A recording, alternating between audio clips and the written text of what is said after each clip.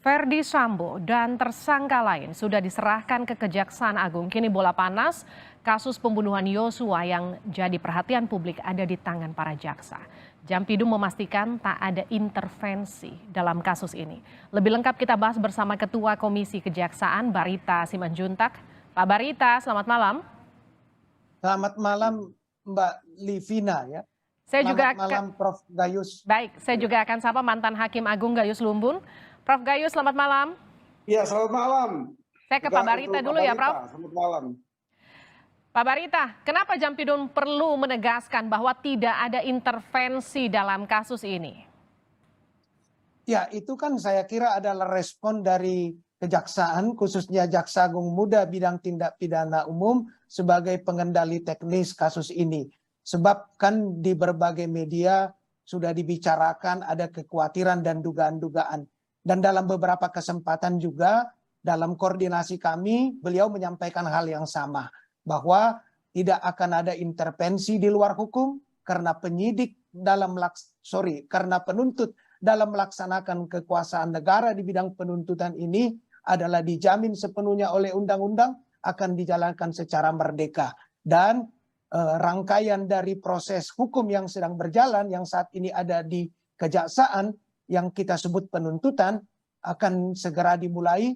Dan tadi Jaksa Agung Muda Pidana Umum juga memastikan hari Senin akan ada pelimpahan ke pengadilan. Dan itu artinya mulai hari Senin itu proses penuntutan dalam sidang pengadilan akan kita nantikan jadwalnya, yang sidang pertama itu diawali dengan pembacaan dakwaan.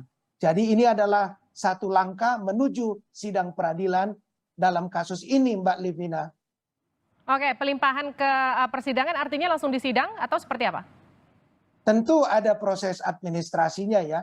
Ketika jaksa melimpahkan ke pengadilan, telah menyatakan syarat formal material itu terpenuhi, maka selanjutnya Ketua Pengadilan Negeri Jakarta Selatan akan membentuk susunan majelis hakim, dan Ketua Majelis Hakim nantinya akan mengatur jadwal sidang pertama pembacaan dakwaan tadi. Jadi mengenai pengaturan jadwal sidang sepenuhnya kewenangan majelis hakim, tetapi proses pelimpahan yang akan dilakukan hari Senin menurut tadi disampaikan Jampidum, kita lihat itu sebagai respon cepat karena hari Rabu diterima tahap 2, hari Senin sudah limpah ke pengadilan, artinya jaksa bekerja keras, profesional, dan itu menjadi satu bukti yang bisa kita lihat harapan atas peradilan yang cepat, sederhana, biaya ringan di tingkat penuntutan yang sekarang sementara berjalan tentu akan menjadi perhatian penting dan dilaksanakan, Mbak Livina. Oke, Pak Barita, soal penempatan mereka, kenapa harus dipisah-pisah dan kenapa Sambo yang sekarang statusnya sudah sipil, sudah non-Polri lagi, kemudian masih ditempatkan di Makobrimob? Saya kira itu alasan teknis sebagaimana sudah disampaikan untuk memudahkan proses penuntutannya ya, karena di sana akan ada persidangan, kemudian akan ada jadwal sidang. Saya kira itu adalah merupakan kewenangan dari penuntut yang sudah berkoordinasi tentu agar proses ini bisa berjalan dengan cepat. Bagaimana pertimbangannya tentu itu adalah kewenangan penuntut, jaksa penuntut umum untuk melakukannya. Yang penting adalah prinsip-prinsip yang diatur oleh Kitab Undang-Undang Hukum Acara Pidana maupun standar prosedur penanganan perkara ini, ya sejauh pengawasan kami sampai dengan saat ini dilakukan sangat baik, transparansi khususnya bagaimana prinsip-prinsip equality before the law dan due process of law tadi dalam proses pelimpahan tahap 2-nya juga berjalan, dan dengan ini kita bisa melihat ya proses ini akan segera berjalan ya, dan dilakukan secara transparan, profesional, dan akuntabel, Mbak Livina. Pak Barita, yang juga jadi perhatian kenapa Sambo harus diantar pakai kendaraan taktis? Apa ancamannya sampai harus diantar pakai kendaraan taktis? Ya, itu adalah proses yang ada pelimpahannya dan merupakan kewajiban penyidik ya untuk melimpahkan dan memberikan jawaban.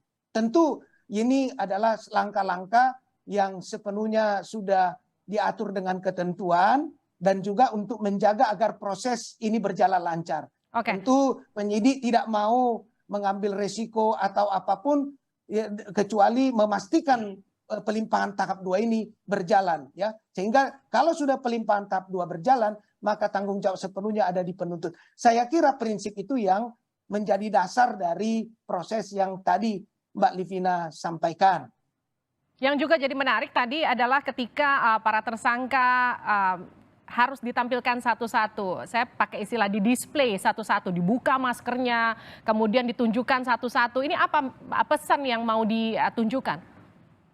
Ya, itu kan dalam pelimpahan tahap 2 itu adalah melimpahkan tersangka dan barang buktinya. Tentu siapa tersangkanya, publik harus melihat dalam prinsip-prinsip yang diatur dalam KUHP.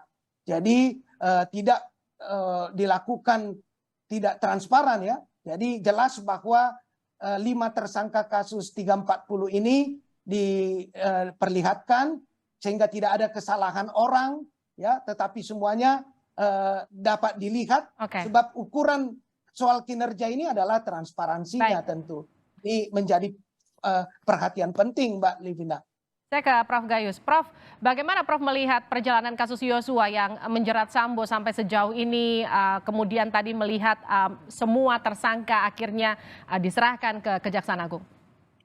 Ya, ini tahap baru ya dari kasus ini atau perkara ini, di mana tahap baru ini bagian dari tahap di pengadilan, ya. Nanti akan proses. Bagi saya tentu kita belum mendengarkan secara terbuka di depan umum dakwaan seperti apa yang disampaikan nanti oleh JPU, ya, jaksa melimpahkan kepada JPU, mewakili kejaksaan.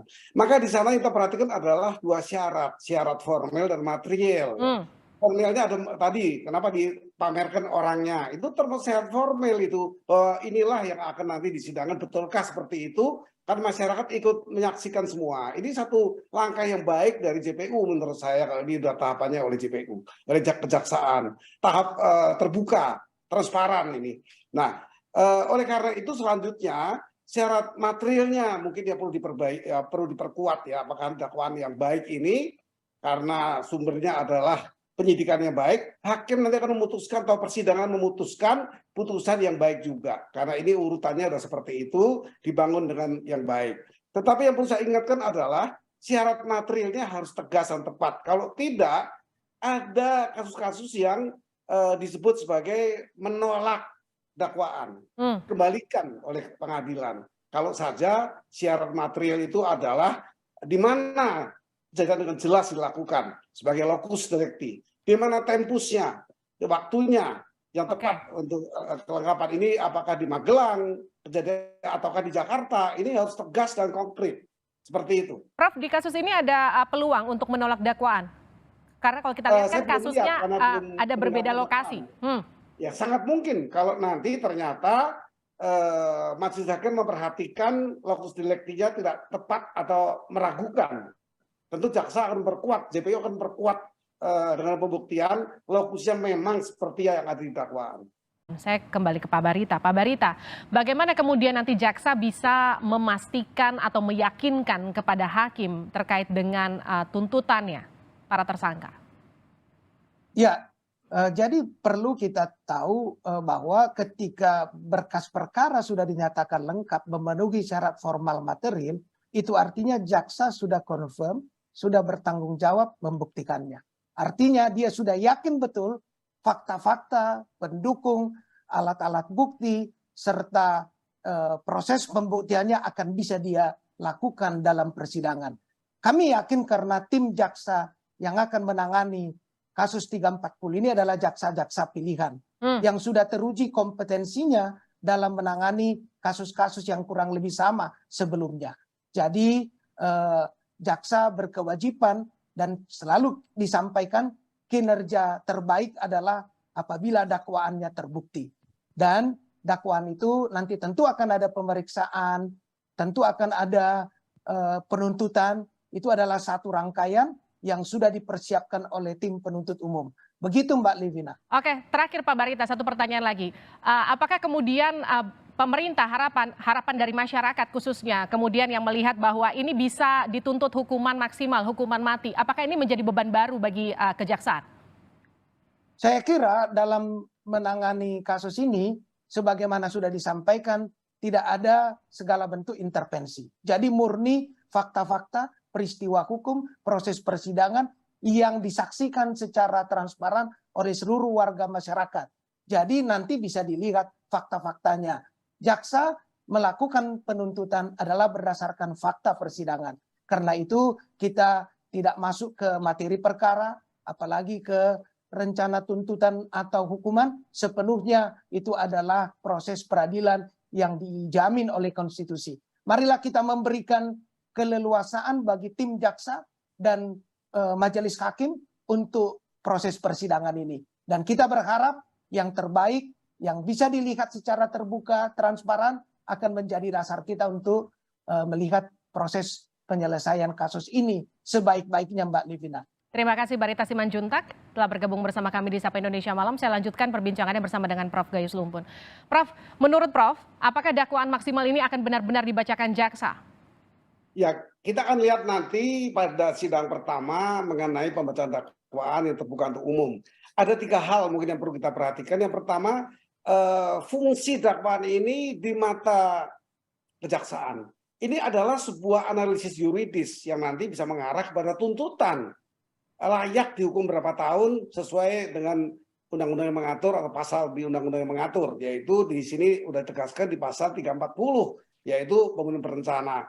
Analisis yuridisnya harus mengarah ke sana dan itu harus dipertahankan dengan baik dan pembuktian. Lalu apa untuk terdakwa? Bagi terdakwa itu sebagai dasar untuk mempersiapkan dakwaan ini terhadap pembelaan. Ini harus disadari oleh masyarakat tujuan-tujuan dari dakwaan, isi dakwaan. Bagi hakim ini sebagai dasar sekaligus membatasi ruang yang terlampau luas tadi dan fokus kepada pemeriksaan yuridis tadi untuk memberi pertimbangan yang tepat. Ini soal hak asasi manusia, baik ada si terdakwa maupun keluarga korban dan masyarakat. Kira-kira seperti itu. Prof, apakah persidangannya bisa dipastikan terbuka untuk umum, Prof? Dan kalaupun tidak, apa saja hal-hal yang kemudian menyebabkan ini tidak bisa dilakukan terbuka untuk umum? Kalau menyangkut keamanan, sehingga ini perlu dilakukan secara daring, itu sudah kita punya e-court. Ya. E-court itu tidak langsung secara fisik ya, atau bisa terbuka untuk umum juga, tapi di tempat yang lain. Itu sangat tergantung keputusan Ketua Mahkamah Agung dan Menteri Hukum dan HAM. Dipindahkan dan kita mengalami beberapa kali itu. Kasus Bali misalnya dipindahkan ke tempat jauh. Nah ini kira-kira yang perlu diperhatikan mengenai tadi keamanan kalau itu. Kemudian safe house juga sama. Kalau di Amerika itu juri yang diberi kesempatan untuk safe house, sementara hakim hanya menyesuaikan guilty kepada pasal berapa atau not guilty sehingga ditutup persidangan. Case close seperti itu. Termasuk soal persidangan terhadap Putri Chandrawati nanti yang juga masih diduga juga sebagai korban begitu, Prof. Selain sebagai tersangka. Nah ini memang nanti bagi istri terdakwa FS ini memang hal yang lain yang perlu diperhatikan dengan cermat. Misalnya keterangan-keterangan istri ini tidak ada beban ancaman obstruction of justice kalau kita kaitkan dengan pasal 212 ya di KUHP, karena memang istri sampai dengan derajat semandar keluarga itu dibebaskan, tidak dikaitkan, dia bebas untuk membela, tapi pembelaannya harus yang jujur. Misalnya akan didalilkan bahwa pelaku ini tidak berencana tapi spontanitas karena ada desakan dari emosi yang tinggi karena istrinya dilecehkan. Ini nanti akan menjadi pembuktian-pembuktian yang mungkin banyak menyita konsentrasi semua pihak. Baik, Prof, tadi juga kan Sambo sempat menyatakan bahwa istrinya tidak bersalah. Bagaimana kemudian pembuktian-pembuktian ini dilakukan nanti di persidangan? Ya tentu ini kembali saya katakan tadi, hasil penyidikan itulah menjadikan dakwaan yang baik.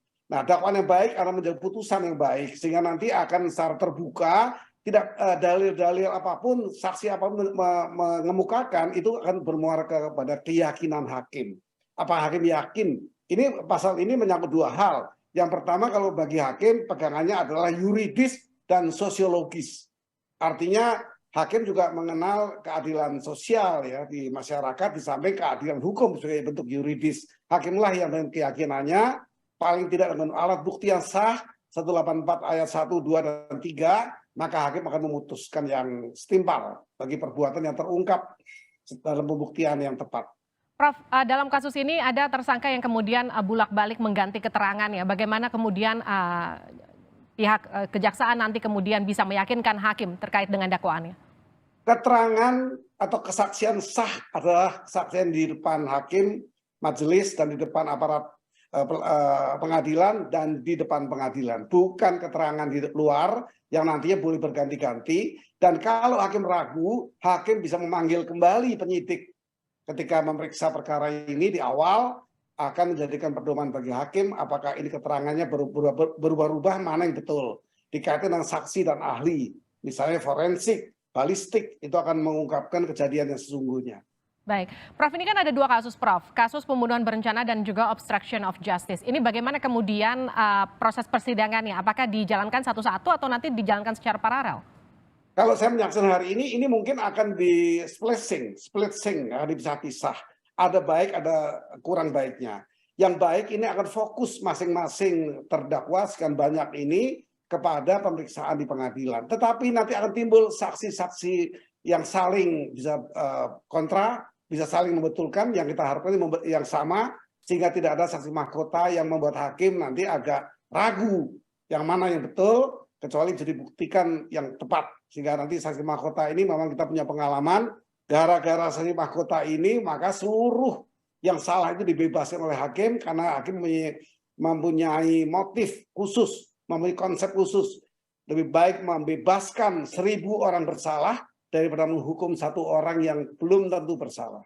Baik, terima kasih mantan Hakim Agung Gayus Lumbun telah bergabung bersama kami di Sapa Indonesia Malam.